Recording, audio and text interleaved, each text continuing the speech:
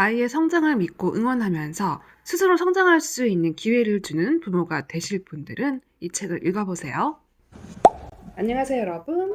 오늘은 교육제 수준이면서 자녀는 없지만 부모의 양육 태도가 자녀에게 어떤 영향을 끼치는가에 관한 책을 또 많이 읽은 사람으로서 제가 여러분들께 좋은 책 하나 소개해 드릴게요. 자녀 교육 골든 레시피라는 책인데요.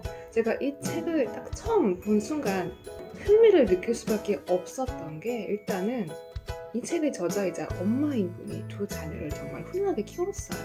내노아를 하는 고등학교 국내 명문대뿐 아니라 해외까지 명문대로 보낸 두 자녀를 훌륭하게 키운 엄마의 입장에서 이 책을 썼고요. 이 책의 저자이신 분은 사실 굉장한 전문가세요. 병원에서 임상 경험이 굉장히 풍부하시고, 교육자로서도 일선 학교에서 어린 학생들을 대하는 교육자로서의 삶을 또 사셨거든요. 교육 전문가이기도 하면서 엄마이기도 하신 거죠. 그래서 자녀를 키우는 부모들이 모두가 교육 전문가가 될 수는 없잖아요. 이렇게 골든 레시피를 전수 받으시면 되겠죠. 저 역시도 어릴 때는 사실 공부를 굉장히 좋아하고 잘하고 공부에 대한 흥미가 굉장히 남달랐었거든요. 그래서 그런가 이 책에 좀 와닿는 부분이요, 프롤로그에서도 나와요. 어린 학생들이 공부를 하면서 즐거움을 느끼고 자신감을 얻고, 그걸 바라보는 부모는 느긋하게 아이를 기다려줄 줄 알고, 아이를 있는 그대로 존중해주고 칭찬해주고 용기를 북돋아주는 태도, 거기에서부터 이 자기주도적 학습 능력이 시작되는 거고요. 그게 바로 본질이자 핵심이거든요. 그래서 자녀분들을 정말 자기주도적으로 공부하는 학생으로 키우고 싶다면 이 책을 한번 읽어보시길 추천드릴게요. 두 딸의 성장기를 따라가면서 배우는 기다림의 양육법. 이 책에는 따뜻한 엄마의 사랑이 만든 비범한 자녀들의 이야기가 담겨 있고요. 아이는 누구나 각자 자신만의 성장 속도를 가지고 있으니까 조급함을 버리고 아이의 성장 속도와 발달 상태에 맞춰서 스스로 관찰하고 돌보는 게 중요하죠. 아이가 무엇을 하든 그 과정을 칭찬해주고 인정해주는 게 중요하고요. 자존감을 높이고 자유롭고 다양한 경험을 통해서 아이들이 행복하게 성장할 수 있도록 주도성과 책임감을 기르는 다양한 경험을 하는 게 중요하고요. 폭넓은 독서 습관을 갖게 함으로써 일상에서도 아이가 자신감을 갖게 하는 게 중요해요. 그리고 사회생활의 가장 기본이 되는 예절과 예의 교육까지 중시해서 아이를 키우셨더라고요.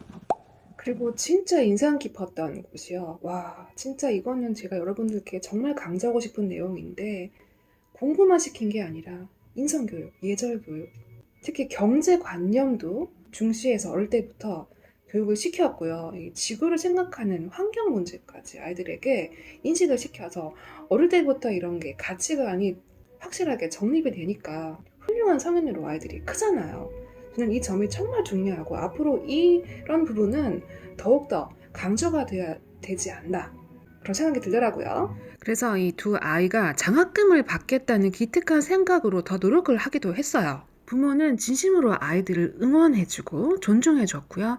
아이들은 꾸준히 다져온 자기 주도성을 바탕으로 국내 명문대와 해외 대학까지 진학 준비도 스스로 했거든요.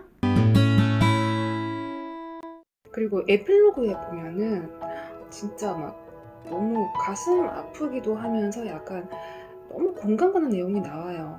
진짜 조그만 학생들이 공부 잘하고 똑똑하다 싶으면 어떻게든 부모들이 의대에 가라, 의사가 돼야 돈을 잘 번다, 평생 먹고 산다, 이런 식으로 좀 주입을 시키잖아요. 그런데 정작 그 학생은 의사가 되고 싶지 않아 할 수도 있는 거고 적성에 맞지 않을 수도 있잖아요. 저희 아버지 같은 경우에도 사실 그런 케이스예요.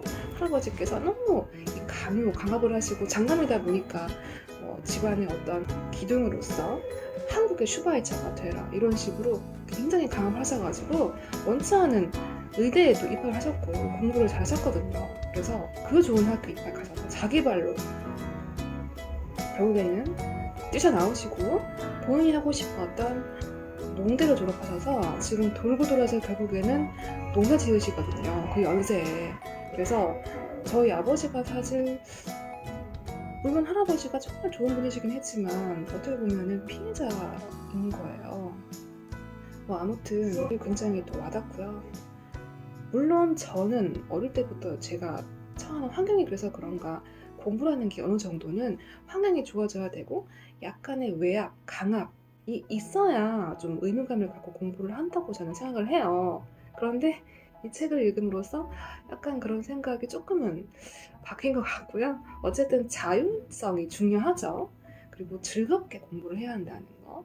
그 이면에는 부모의 노력과 자기주도성을 키우기 위한 교육의 본질이 바탕이 되어야 한다는 거.